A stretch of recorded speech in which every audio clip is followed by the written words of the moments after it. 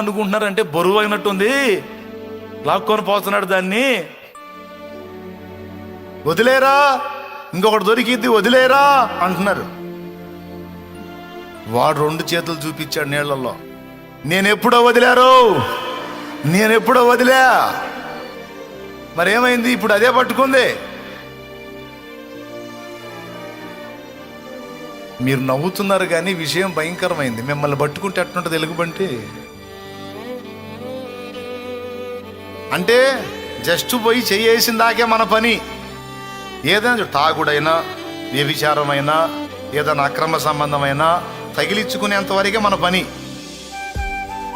Touch చేసిన తర్వాత ఇక మన పనే ఉంటుంది, ఇక అదే చూసుకుంటుంది. తాగుడైనా ఏ పాపమైనా సరే, అది స్త్రీలైనా పురుషులైనా, జస్ట్ హ్యాండ్ వేసి చేయేసిన దాకే మన పని, అంతే. ఇటు తిరిగి ఇక మనల్ని పట్టుకుంటుంది. పాపం మంచి లవ్ దానికి మన మీద.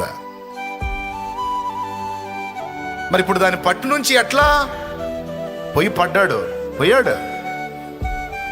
పాపం ప్రతి మనిషిని అట్ట పట్టుకొని ఉంది, ఒక్కొక్కడిని అట్ట పట్టుకొని ఉంది, ఒక్కొక్క ఆమెను అట్ట పట్టుకొని ఉంది. పాపం కుటుంబాలను పట్టి ఉంది. పాపం ఒక ఎలుగుబంటిలాగా, ఒక క్రూర మృగంలాగా పట్టిందే.